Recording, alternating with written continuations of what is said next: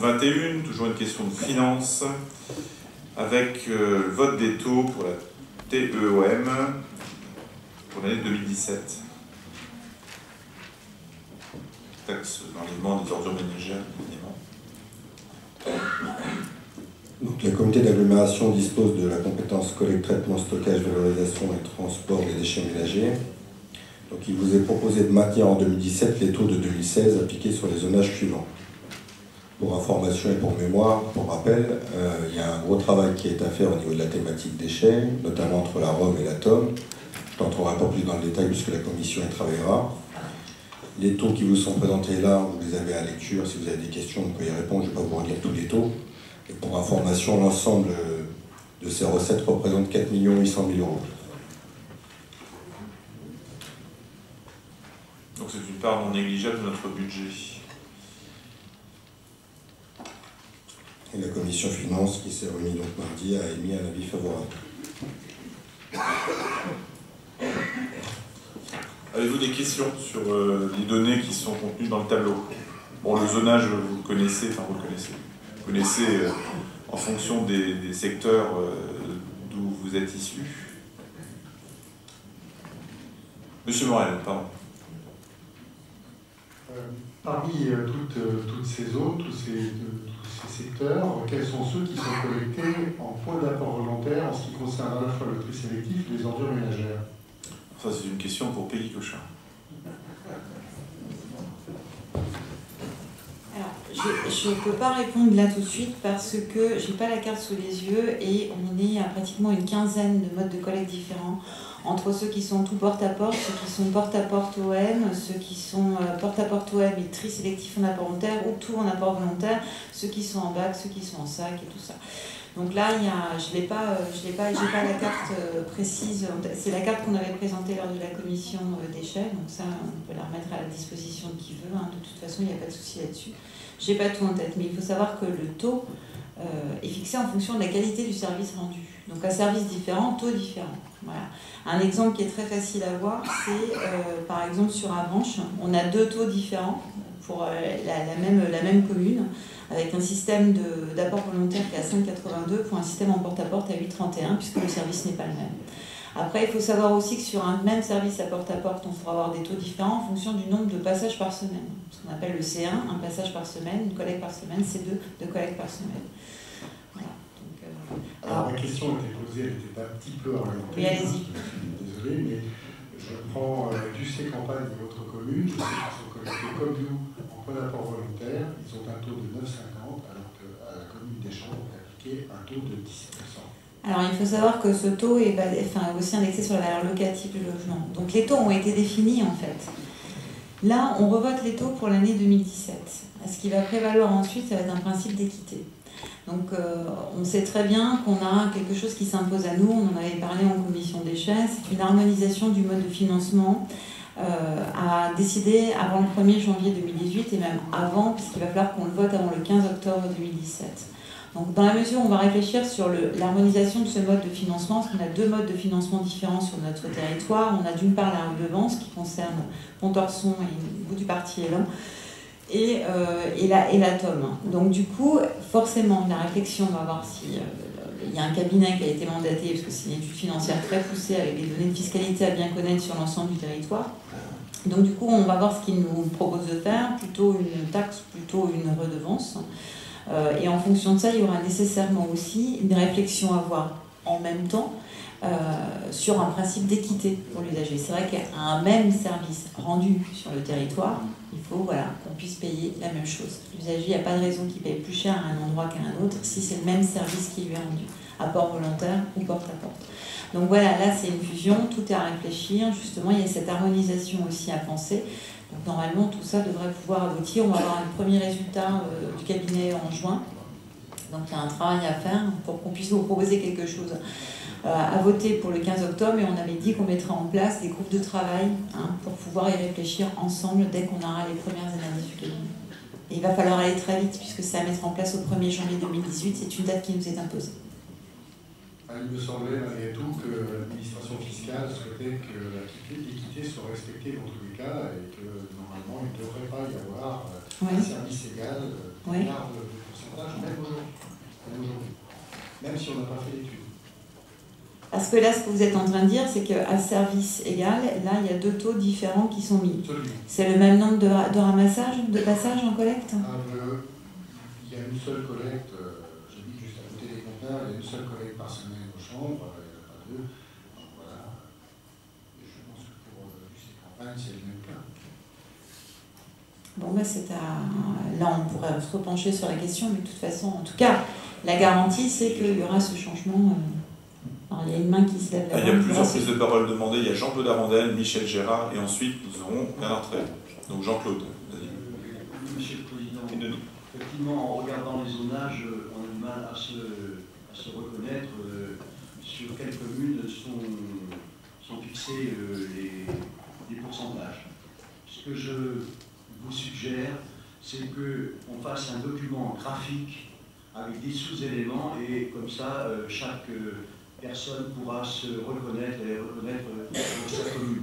Donc voilà, moi je vous fais cette suggestion pour une meilleure lecture. C'est la carte, c'est vrai qu'on aurait pu présenter, du coup, effectivement, la carte, elle aurait été bien plus lisible. Ouais. Mais en tout cas, elle est à disposition, on peut l'envoyer, bien sûr. Mais c'est vrai que pour la lisibilité de ce document, on aurait pu y associer la carte en fonction des modes de collecte du territoire. Michel. Oui, simplement, sauf un cas ou deux près, je pense que les taux que nous avons aujourd'hui, c'est les taux qui étaient appliqués depuis 2013. Et pendant les 30 années de la vie de la commune d'Avranches de Saint-Michel, nous n'avons pas touché à ces taux. Donc je crois que le vice-président d'avant n'a rien fait. J'ai pas dit ça. Et en plus, je crois qu'on a 5 ans pour se mettre en conformité avec la loi. Tout à fait. Donc, je pense que c'est Bressé qui a déclenché le contrat. Oui, 2013. Donc on avait jusqu'en 2018 et c'est pour ça que malgré la fusion, en fait, on doit harmoniser ce mode de financement aussi, l'harmonisation pour le 1er janvier 2018. Là, il y avait Bernard Trey, ensuite. Oui, je vous donne un exemple, Jean-Claude et aux autres collègues. Si vous prenez Bressé, par exemple, Bressé, le bourg, on est à 8,36. On a 2 ramassages. Et quand vous regardez le Bressé rural, il est à 9,96 et autres communes ex de Bressé à 11,81. Lorsque les comptes ont été faits, on a calculé les dépenses par secteur. Il est évident que lorsque vous multipliez le taux pour Bressé, et je prends notre ami Herpin qui est ici, la valeur vénale du Grand Célan, elle est 50% moins élevée, c'est-à-dire que Bressé est 100% plus élevé en valeur vénale. Donc il est évident qu'avec un taux moindre, on arrive à compenser la dépense, puisque la valeur vénale, la valeur locative est plus importante, vous comprenez? Donc autrement, il y a inégalité si on ne fait pas ça. Parce que c'est toujours les mêmes, ceux dont la valeur locative est la plus élevée, qui vont payer pour les autres. Donc il y a intérêt à tenir compte, mais la difficulté, c'est d'évaluer bien les dépenses par secteur. C'est ça la difficulté. Ce que vous avez dit tout de suite, monsieur Brun. Oui, certes, mais il y a un excellent système pour pallier ce dont vous venez de parler, ça s'appelle la redevance. Elle n'a pas été arrêtée, on est d'accord. Dans ce cas-là, un taux est appliqué en fonction du mode de collecte, et malheureusement, l'administration fiscale estime que ceux qui ont des valeurs locatives les plus importantes, compte tenu des taux appliqués, doivent payer plus. Bien sûr. Donc, en fait, à l'heure actuelle, on est en train de faire payer aux ruraux un service qui est quand même un service moins performant que celui que peut vivre à l'intérieur de Bressé. Si les souvenirs sont exacts en ce qui concerne Bressé, la collecte est une collecte à la fois des déchets ménagers et des déchets recyclables en porte à porte. Donc, les usagers doivent payer un prix différent. Oui, mais c'est pas si simple que ça. D'abord, pour la collectivité dans son ensemble, il faut savoir que le nombre de personnes avec une redevance sont beaucoup plus nombreux à ne pas payer. Et la perte pour la collectivité. Non, on a eu la redevance avec l'élève, la redevance était appliquée à tout le monde, une personne c'était tant, 2 personnes tant, mais aujourd'hui personne et plus, un autre. Oui, ça va être un vaste débat et je pense qu'on n'aura pas fini d'en parler tout à fait. Effectivement, le système qui semble le plus juste, c'est effectivement le système de la redevance, parce qu'on paie en fonction de la production des déchets. Donc maintenant, mettre une redevance en application sur un territoire aussi vaste que le nôtre, c'est envisageable, ça demande du temps. Voilà, c'est quelque chose qui demande du temps et une organisation de service aussi. Parce qu'il va falloir aussi, effectivement, ce que veut dire Bernard Treize, c'est qu'au niveau du recouvrement, on a un taux d'impayé au niveau de la redevance qui est parfois un petit peu compliqué, puis il y a des changements, il y a des déménagements, il y a des personnes qui habitaient qui n'y habitent plus, il y en a d'autres qui reviennent, donc ça demande une gestion, c'est tout à fait possible. Et ça se fait sur certaines collectivités assez importantes du territoire national, mais ça demande une organisation de service assez poussée aussi. Et sincèrement, moi je ne sais pas ce que nous rendra comme avis le cabinet. C'est très intéressant aussi d'avoir mandaté quelqu'un qui soit extérieur aussi, même s'ils ont une connaissance du territoire au niveau de la fiscalité. Mais en tout cas, ce ne seront pas des élus qui vont imposer un mode de financement plutôt qu'un autre. Je pense que le délai qui nous est imparti là est très court pour une mise en place d'une redevance. Par contre, j'entends, c'est effectivement une revendication des usagers, c'est vraiment le système le plus juste. Alors, ce qu'on a demandé au cabinet, c'est d'étudier taxes ou redevances. On n'a rien présupposé. On lui a aussi demandé d'anticiper un petit peu sur de l'incitatif. Voilà. Est-ce qu'une taxe incitative, une redevance incitative commence ou quelle modalité pour se donner le temps de la réflexion? Et quel que soit le choix qu'on fera, même si c'est le choix de la taxe qui est mise en place et qui peut paraître comme un système injuste, c'est un choix qu'on fait pour janvier 2018. Rien ne nous empêche, dès maintenant, une fois qu'on aura ce choix, s'il nous est imposé par le calendrier, de commencer à réfléchir à un autre mode de financement, si c'est le souhait de la majorité de l'Assemblée de l'agglomération. Enfin voilà, il ne faut pas qu'on reste bloqué. Mais c'est pas figé, voilà. On a un timing qui nous impose quelque chose. Moi, je pense qu'on va sans doute se diriger vers une taxe, parce qu'il faut se harmoniser, mais en tout cas, il faut qu'on commence à réfléchir à autre chose. Et effectivement, il va falloir vraiment sérieusement peser le pour et le contre, avec l'argument que vient de dire Bernard Treize, aussi ce souhait d'avoir un système le plus juste possible en fonction de la production des déchets. Donc il faudra peser tout ça, et puis se lancer très vite dans une réflexion, si c'est vraiment le souhait de partir sur un système. J'ai deux demandes de prise de parole. Il y a Denis Laporte, Jean-Luc Rochefort, et puis on a un collègue dans le fond, il y a Michel Gérard et ensuite Michel Morel. Juste pour revenir sur le territoire de Bussé, tout est en apport volontaire aujourd'hui, y compris Centre-Bourg, et c'était un budget annexe qui était équilibré, donc personne ne paye pour un coup. Oh, je suis d'accord, simplement j'ai le même service que Bussé, et moi je paye 10%. Est-ce qu'il est déficitaire ou excédentaire? 10%. Alors, voilà. 1,50. Moi je veux avoir le même taux que les gens qui ont le même service que moi, c'est tout. Rien d'autre. Nous, il était équilibré, un budget. C'était un budget annexe équilibré. D'accord, je pense qu'il est équilibré, on est d'accord. Mais si éventuellement le fait d'incorporer dans cette zone, la commune des Chambres augmente le budget, peut-être qu'il faut augmenter les gens maintenant, diminuer un peu pour les Chambres. Mais le taux n'a rien à voir avec le coût global. Le taux, justement, est là aussi pour équilibrer les choses. Alors, il y a Jean-Luc Rochefort. Même taux, même service, je ne suis pas d'accord. Ça ne suffit pas dans la réflexion.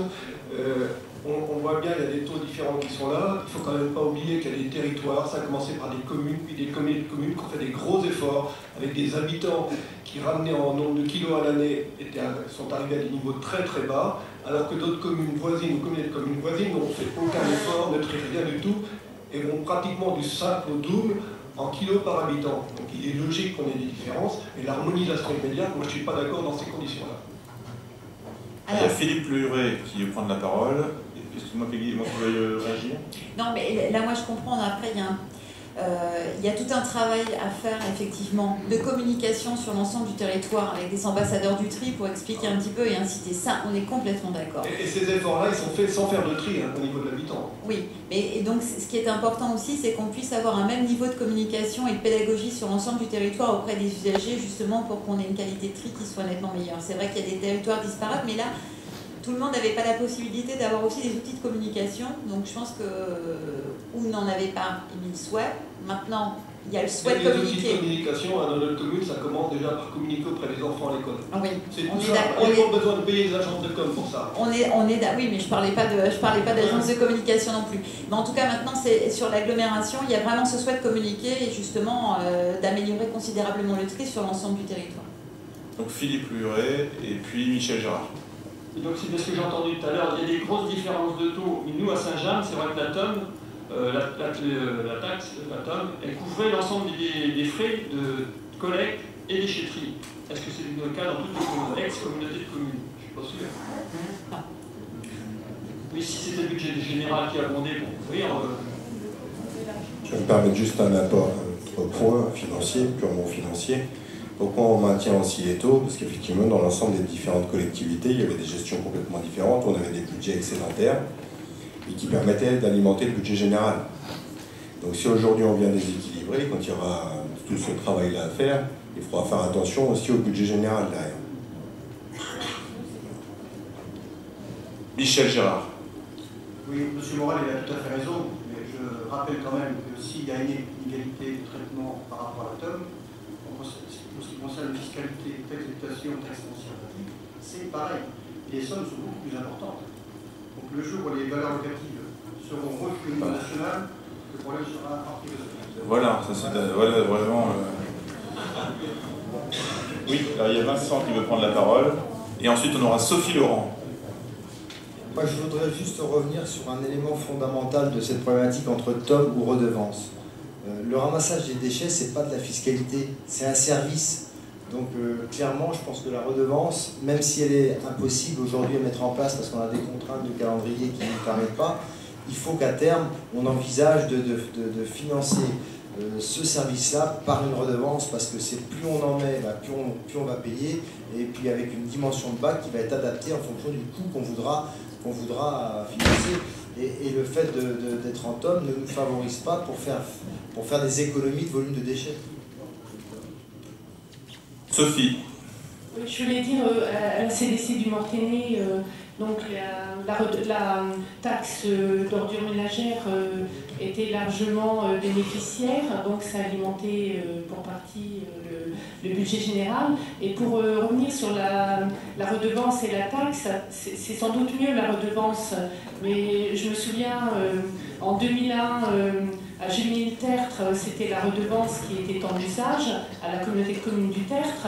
Et la décision a été prise par les élus. Nous avons décidé à ce moment-là de passer à la taxe d'enlèvement des ordures ménagères parce qu'on avait un tel montant d'impayés que le vice-président, M. Turban, qui était donc en charge des ordures ménagères, passait son temps à aller chez les gens pour réclamer le dû.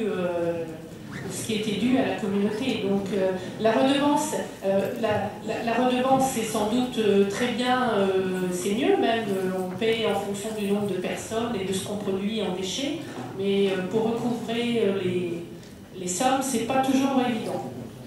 Alors, si je peux me permettre, Monsieur le Président, parce que la délibération concerne le vote des taux, et je sens qu'il y a un vaste débat qui va s'installer au niveau de la thématique déchets. C'est comme pour les tapes en fait. Voilà. Est-ce qu'on pourrait revenir au vote de cette délibération-là et laisser la commission thématique travailler sur tout ce qu'il y a à dire? Ces questions. Bien. Si vous en êtes d'accord, on va pouvoir passer au vote.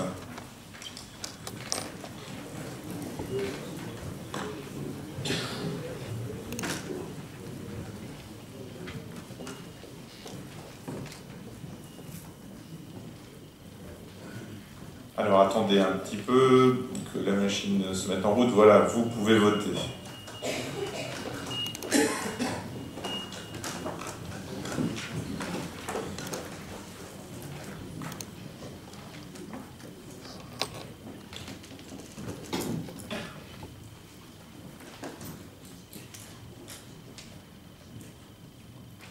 Donc nous avons un taux record de vote, 133 votants. Nous avons 102 votes pour, 15 votes contre et 16 abstentions. Donc la question du vote des taux est adoptée. Nous pouvons passer à la